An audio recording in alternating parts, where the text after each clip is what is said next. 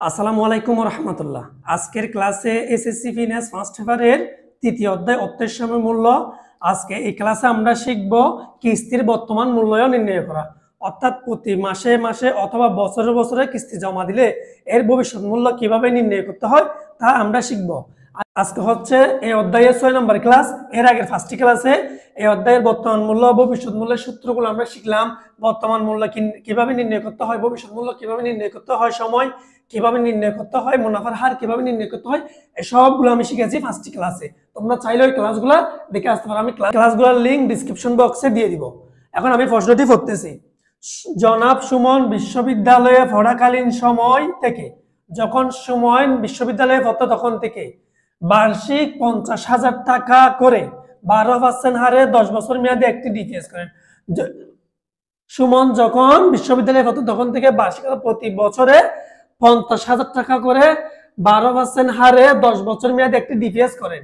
মেয়াদ শেষে সে কত টাকা পেল? অর্থাৎ কি, যখন ডিপিএস এর মেয়াদটা শেষ হয়েছে 10 বছর পর সে কত টাকা পেল, অর্থাৎ ভবিষ্যৎ মূল্য। কারণ প্রতি বছরে বছরে ডিপিএস জমা দেওয়ার পর 10 বছর পরে গিয়ে যখন ডিপিএস এর সময় শেষ হলো, অর্থাৎ মেয়াদ শেষ হলো, সে তো কত টাকা পেল, অর্থাৎ ভবিষ্যৎ মূল্য নির্ণয় করতে বসে। তাই বলতেছে এটা হচ্ছে কিস্তির ভবিষ্যৎ মূল্য। কিস্তির ভবিষ্যৎ মূল্য। আমি অঙ্কটি সমাধান করতেছি।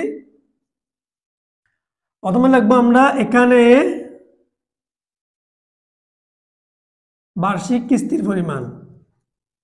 বার্ষিক কিস্তি সমান 50,000 টাকা। মুনাফার হার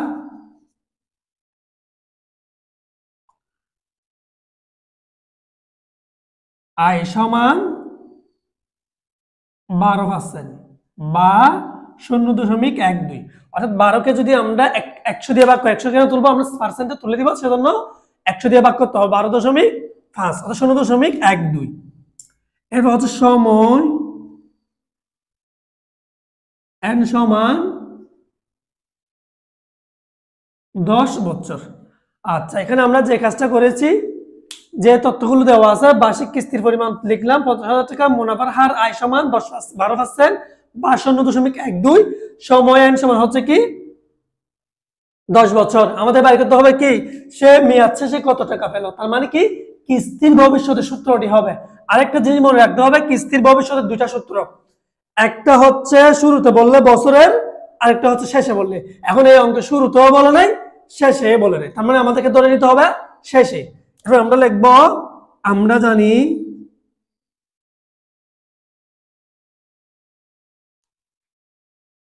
এফ বি এ সমান এ ইন্টু 1 যোগ I to the power n minus 1 I. এটা হচ্ছে কিস্তির ভবিষ্যৎ মূল্যের সূত্র। যেহেতু শেষে বলেছে তাই আমরা এই সূত্রটি লিখলাম। যদি এখানে শুরুতে বলতো তাহলে এখানে একটা অংশ হতো 1 যোগ আই হতো। তাহলে আমরা মানগুলো বসাবো, যেহেতু আমাদের হাতে মানগুলো আছে। এর মান হচ্ছে 50,000 টাকা বসাই দিলাম, ইন্টু আই এর মান 0.12, 1 যোগ 0.12, আয়ের মানে হচ্ছে 10 বছর, বিয়োগ 1। তাহলে মানগুলো আমরা বসিয়ে নিলাম, অর্থাৎ এর মান হচ্ছে 50,000 টাকা, এন এর মান হচ্ছে 10% এবং সময় সুদের হার হচ্ছে 0.12 সমান। তাহলে 50,000 টাকাটা আমরা লিখে নিব গুণ। এখন আমরা প্রথমে যে কাজটা করব, উপরের অংশটুকু ভাগ করবো। তাহলে কিভাবে করবো দেখো, প্রথমে 1 এর সাথে 0.12 যোগ করে নিব। তাহলে আমরা যদি 1 এর সাথে 1 যোগ 0.12 যোগ করলাম, যোগ করার পর পাওয়ার 10, পাওয়ার দিয়ে 10টা দিতে হবে। পাওয়ার দিয়ে 10টা দিলে যে মানটা আসবে ওই মানটাকে একটা বিয়োগ করতে হবে। তাহলে আমরা একটা বিয়োগ করব, বিয়োগ 1। তাহলে 2 এখানে অনেকগুলো সংখ্যা আছে, জাস্ট আমরা একটু সবগুলো লিখবো না। 1 0 5 8 4 আছে, 5 লিখলাম, অর্থাৎ এতটুকু লিখলাম। এরপর নিচে আছে 0.12। এখন আমরা যে কাজটা করব, সমান 50,000 গুণ। এখন এই অংশটুকু দিয়ে আমরা 0.12 দ্বারা ভাগ করব।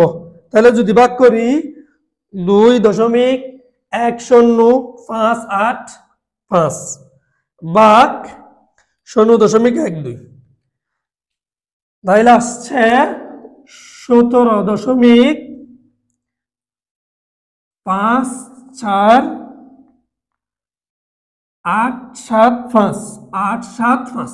তাহলে এটা হচ্ছে টাকার, অর্থাৎ এই 2.105885 কে যদি ভাগ করি 0.12 দ্বারা, তাহলে এই টাকাটা আসে।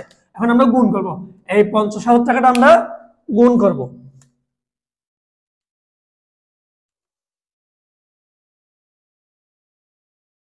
তাহলে 50,000 যদি গুণ করি তাহলে আসে 8,77,437।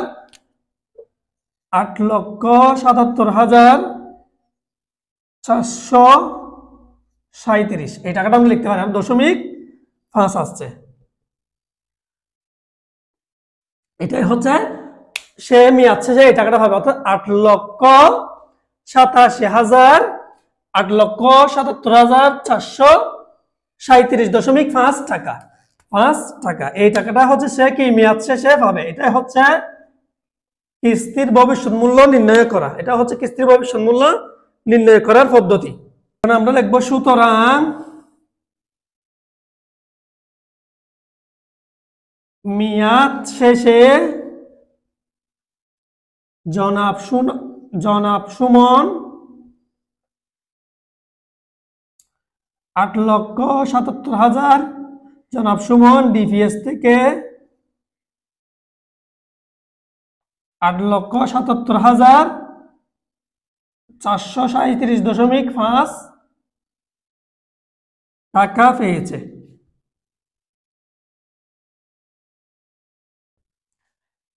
8,77,437.5 টাকা পেয়েছে। এটা হচ্ছে কিস্তির ভবিষ্যৎ মূল্য নির্ণয় করার নিয়ম। আশা করি সম্পূর্ণ অঙ্কটি তোমরা বুঝতে পেরেছো। যদি কোনো প্রশ্ন থাকে, কোনো একটি ক্যালকুলেশন না বুঝো, কোনো একটি লাইন না বুঝলে অবশ্যই আমাদেরকে কমেন্ট বক্সে কমেন্ট করে জানাবা। আর তোমরা যদি আমার চ্যানেলে নতুন হয়ে থাকো, চ্যানেলটি সাবস্ক্রাইব করে পাশে থাকা বেল বাটনটি ক্লিক করো। পরবর্তী ক্লাসে দেখা হচ্ছে, তখন তোমরা ভালো থাকবে, সুস্থ থাকবে। আল্লাহ হাফেজ, আসসালামু আলাইকুম।